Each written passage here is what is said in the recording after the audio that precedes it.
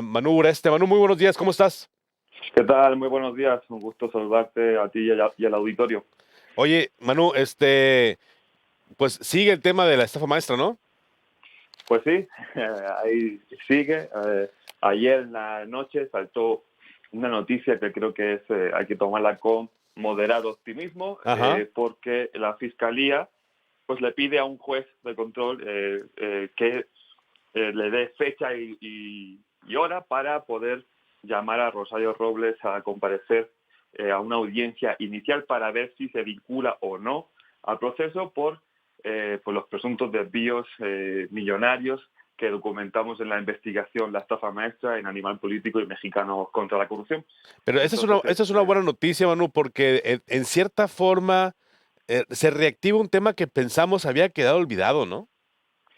bueno, sí está habiendo audiencias, juicios a diversos implicados, Ujú. aunque sí hay que decir que es de rango muy inferior al de Rosario, que sí sería como la primera gran funcionaria que por lo menos se está llamando a comparecer para que dé explicaciones. Por este caso, por eso sí creo que es una muy buena noticia, como tú dices, pero también hay que tomarla con moderación porque también hemos visto, tenemos la experiencia ya de haber seguido varios de estos juicios en los que con el mismo delito que se le quiere, que se le busca imputar a Rosario, a Rosario Robles, que es el indebido ejercicio del servicio público, Ujú. pues otros implicados se han sacado fácilmente ese delito y no fueron vinculados a proceso. Por lo tanto, ahora estamos en esta fase muy inicial, pero, insisto, sí, el hecho de que la Fiscalía al menos esté haciendo el intento de llevarla a comparecer, que dé sus explicaciones, que aporte sus pruebas, me parece muy interesante y además deberíamos recordarlo, en la investigación que publicamos de la estafa maestra no solamente fue Rosario Robles la titular de Sedesol implicada, hay hasta otros 10 más. En total eran 11 secretarios de 11 secretarías, de donde salieron más de 7.000 millones de pesos que a través del esquema de la estafa maestra se perdieron en empresas fantasma miles de millones. Entonces, pero bueno, insisto, sí es un buen paso, un buen inicio. Vamos a ver ahora en qué queda. El abogado de Rosario ya ha dicho en diferentes medios de comunicación que Rosario sí va a presentarse a la audiencia inicial programada para el 8 de agosto y que ella no está prófuga, así que sí va a dar la cara y va a dar las explicaciones que le pidan las autoridades. Sí, es verdad, hay que aclarar que esto se trata de una audiencia, ¿no? Es decir, la Fiscalía General solicitó que Rosario Robles estuviera o tuviera una audiencia judicial para presentar de esta forma la posibilidad de que se haga una acusación formal, Manu, ¿es correcto? Exactamente, o sea, estamos muy en el paso cero, por así decirlo. La Fiscalía simplemente le está diciendo al juez, oiga, quiero que esta persona comparezca a una audiencia inicial para ver si los elementos que nosotros tenemos y los que ella aporte, si con eso el juez decide que hay elementos suficientes para vincularla al proceso y ahí sí iniciar formalmente un proceso judicial, o si el juez dice, no, pues sabes que las pruebas que me presenta Fiscalía no son suficientes para vincular al proceso y aquí se queda todo, como ya ha pasado en algunos de los casos que te comentaba de otros funcionarios implicados de Sedesol y Sedatu. Ujú. Pero digamos efectivamente que es un proceso que todavía está muy al inicio, aunque el hecho de que se haya dado por lo menos el paso, por lo menos nos hace ver una intención de que sí haya una comparecencia ante la justicia, aunque sea una audiencia inicial. La audiencia está citada, ya hay fecha, Manu. Sí, está programada para el 8 de agosto Ajá, próximo, o sea, ya en breve. sí, Y claro. bueno, lo que ha dicho el abogado es que sí se va a presentar, pero bueno, habrá que ver también de aquí a ese entonces si no se ponen amparos, etcétera, etcétera, y para ver cómo queda el proceso, ¿no? Y bueno, recordar también que en este caso la denuncia de la auditoría es por un convenio con la Universidad Francisco y Madero, pero también recordar que cuando Rosario estuvo en Sedatu, hubo muchos otros convenios de su dependencia con otras instituciones, como por ejemplo Telemax, ¿no? Ahí en el Así es, acá en caso de Sonora. Sonora, ¿no? Que Así fue es. ampliamente, la auditoría señaló pues que hubo empresas fantasma, empresas que no existen en sus domicilios, y bueno, hay múltiples casos, no solamente este que se denuncia, y en el caso de Sedesol, pues como documentamos, más de 2.000 millones que eran para la cruzada contra el hambre, pues acabaron bajo su gestión en Sedesol acabaron en una red de empresas fantasma, ¿no? Entonces, bueno, hay muchos casos, no solamente este que se está denunciando, pero bueno, pues nos parece que sí es una buena noticia, aunque hay que tomarla con moderación porque también ella pues podrá presentar todas sus pruebas para defenderse, ¿no? Bueno, si quisiéramos hacer un resumen, lo más, bueno, disculpa porque fue trabajo de mucho tiempo, pero si quisiéramos hacer un resumen muy sencillo de la estafa maestra, pudiésemos decir, me corriges si estoy mal, pero fue un esquema mediante el cual funcionarios del gobierno federal destinaban recursos a instituciones y universidades, que estos a su vez contrataban a empresas para poder hacer llegar esos recursos pues, personas, a empresarios que luego no se ubicaban, no existían.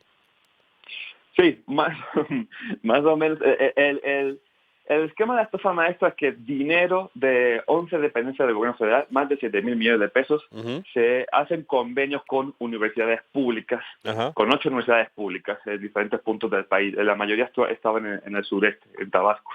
A través de esos convenios, las universidades, en vez de hacer los servicios para los cuales dieron 7.000 millones de pesos, Ujú. lo que hicieron fue, a través de una violación de la ley de adquisiciones, porque no podían subcontratar más del 49% con ese dinero que le dio el gobierno, lo que hicieron fue darle prácticamente el 95% de ese dinero a la subcontratación de empresas, y las universidades se quedan con un 10% por no hacer absolutamente nada, nada más por subcontratar a estas empresas.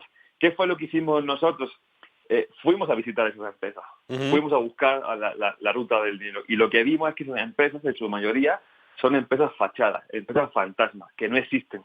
O sea, fuimos a múltiples de ellas y eran pues un lote baldío, o era una paletería que no tenía nada que ver con la empresa, o vivía una señora que no sabía absolutamente nada de ninguna empresa, o vivía un señor que decía que sí saber de la empresa, pero que a él le pagaron unos 5.000 pesos por firmar y ejerció pues, de prestanombres, ¿no? Claro. Entonces, toda esa red de empresas es una red de empresas fantasmas. Por eso, cuando el dinero del gobierno salió de las arcas públicas para que llegaran a estas empresas, evidentemente pues hay un desvío de recursos, porque las empresas ni dieron los servicios, ni tenían la capacidad, y eran pues eso, empresas fachadas. La gran pregunta ahora, que estamos en eso, intentando resolver, es esas empresas a dónde movieron el dinero, Así ¿no? es. Porque evidentemente esas empresas no tenían capacidad para hacer absolutamente nada, y ese dinero fue ahí por algún motivo, evidentemente, ¿no?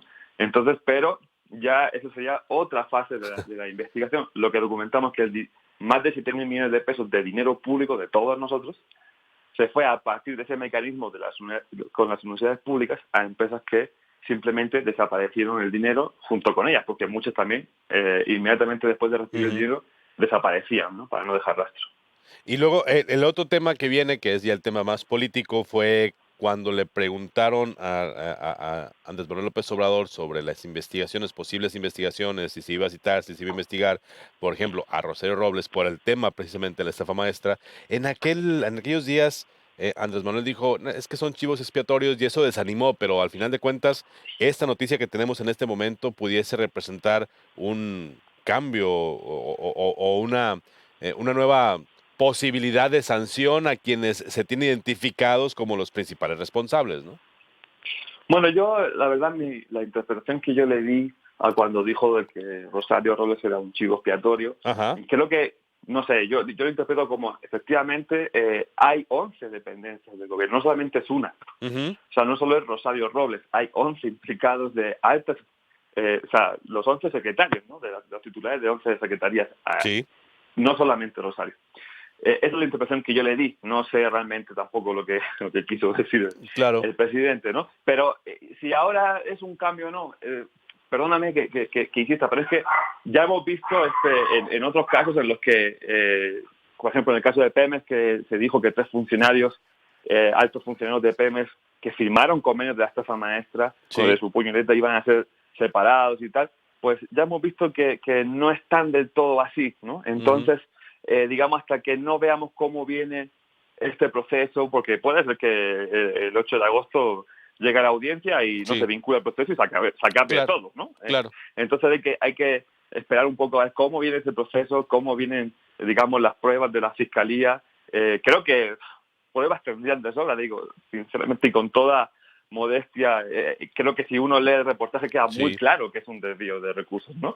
Pero claro, todo eso, demostrarlo ante la justicia y hacia una persona en concreto, entiendo también que es complicado, ¿no? Entonces, hay que esperar, hay que ver también las pruebas que aporta Rosario Robles en su defensa, que tiene su derecho, por supuesto, claro. y ver cómo viene el caso para ver si realmente hay un cambio o no. Y eso también hay que decirlo, o sea, en teoría, la Procuraduría, la Fiscalía, en este caso, son autónomas, no tendría por qué depender de si hay un cambio o no en el gobierno, aunque evidentemente sabemos que Sí, siempre sí, hay sí, sí, sí, una injerencia, ¿no? claro. Pero bueno, vamos a ver cómo viene. De momento, creo que este paso inicial se puede considerar una buena noticia para el periodismo Claro. y para el país, ¿no? Es decir, si hay un desvío multimillonario en una dependencia, creo que lo mínimo es que se llame al titular de esa dependencia, oiga, ¿qué ha pasado aquí? Explíquenoslo y denos las pruebas.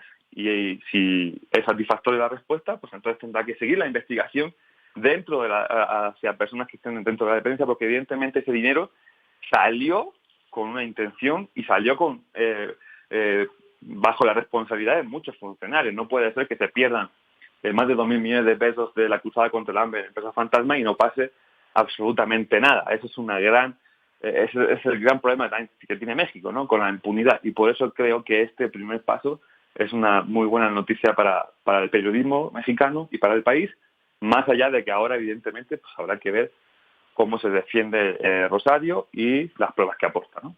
Perfecto, Manu. Pues vamos a estar muy al pendiente y seguramente haremos contacto contigo por allá el 9 de agosto para ver sus opiniones, cómo vieron ustedes la información que se genera a raíz de esta comparecencia de Rosario Robles el próximo 8 de agosto. Claro que sí, pues estaremos muy pendientes y a la orden. Muchas gracias, Manu. Muy buenos días. Buenos días, hasta luego.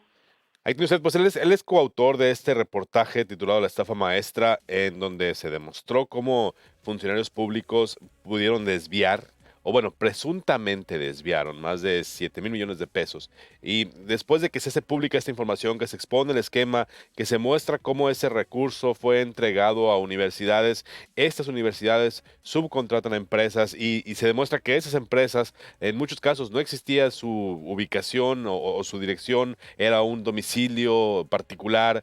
Después de que se demuestra todo este procedimiento, bueno, esperábamos sanciones ejemplares para los titulares de las distintas dependencias, en este caso Sedatu y Sedesol, y ahora nos enteramos pues que Rosario Robles fue citada. Rosario Robles emitió un comunicado, una carta que le vamos a compartir con ustedes y que dice: con respecto a lo difundido ayer por los medios de comunicación, deseo hacer las siguientes aclaraciones.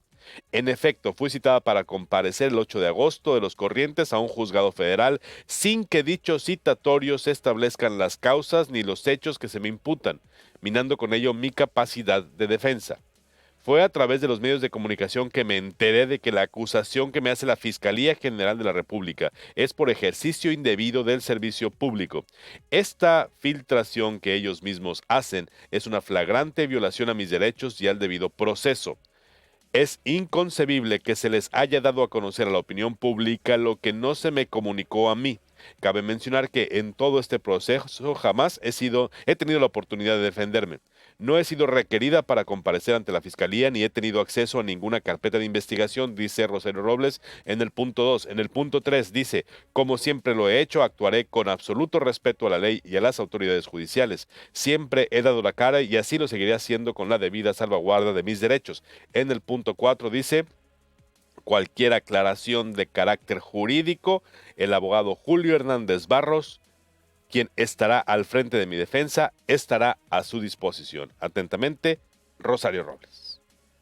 Es así como una carta desde el fondo del corazón jurídico de Rosario Robles. 7 de la mañana, vámonos a un corte comercial y volvemos.